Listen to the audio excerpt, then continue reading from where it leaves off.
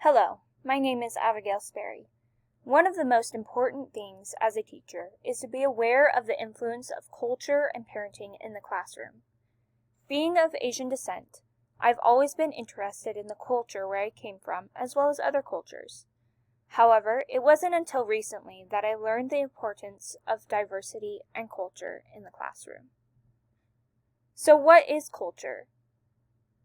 Culture is categorized in two ways, collectivistic and individualistic. It is defined as consisting of the values, traditions, and social and political relationships created, shared, and transformed by a group of people bound together by a common history, geographic location, language, social class, religion, or other shared identity. This definition comes from the reading that was assigned a couple of weeks ago. Burns says this about culture. The culture, ethnic group, and religion in which one grows up have indirect effects on parenting attitudes and consequent parenting styles. For example, Native American children learn not to communicate their opinions to older people and those in authority. These three things will be the focus of this presentation. There are three universal goals that each parent has in regards to parenting their children. These are to ensure physical health and survival, develop behavioral capacities for economic self-maintenance, instill behavioral capacities for maximizing cultural values such as morality, prestige, and achievement. Burns says that diverse cultures have diverse perspectives on such things as objects, people, possessions, achievement, and social roles. Children are socialized according to the perspectives of their family's cultural heritage. For example, the Gusii people of Kenya are always holding and comforting their children. Americans, by contrast, expect their children to be walking by a certain age, and holding declines rapidly. So what is a collective culture? It emphasizes interdependent relations, social responsibilities, and the well-being of the group. They see authority as being assigned by hierarchy, and it is patriarch-based.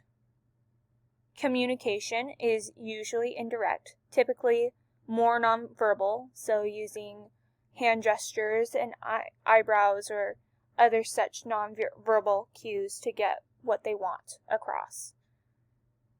It is important for their children to get along together, and they value modesty and moderation, no boasting or putting oneself above another.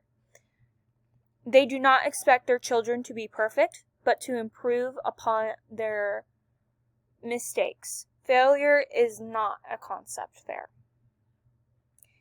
Individualistic cultures, they emphasize individual fulfillment and choice. Authority is achieved, and they value universalism, which means that everyone follows the same rules. Communication is usually more direct, but it can also be indirect, as long as it is dependent upon context. As far as skills go, children are encouraged to make their decisions earlier, and emphasis is placed on individual achievement and personal choice. So what does this have to do with teachers? If teachers are unable to see or recognize the different cultures and diversity in their classroom, it can easily lead to stereotypes and colorblindness. And colorblindness refers to not seeing that children have a difference. It refers more to equality rather than equity. In both of these cases, these attitudes result in denying the identities of particular students, thereby making them invisible. So what can teachers do to improve? They can listen to and observe students. This is among one of the most important things that teachers can do, in my opinion. They can learn just so much from watching their students interact with their peers and with other teachers. They can respect student differences. They can recognize that all students are different and respect that fact. They have all been raised in different family homes and different parenting styles as well. The other important thing is, and this is also one of my favorites, is to be a lifelong learner, to be constantly learning about your students, about about their families, about their cultures, and about who they really are. The other thing is to plan a variety of activities,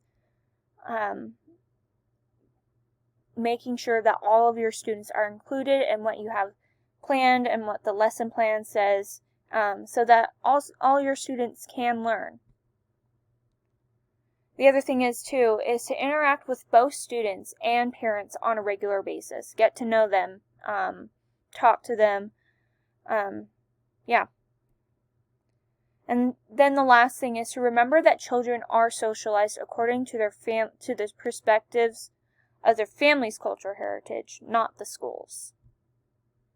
So in conclusion, parents train their children according to their culture and religion, and these are either collective or individualistic. This impacts how students interact socially in school.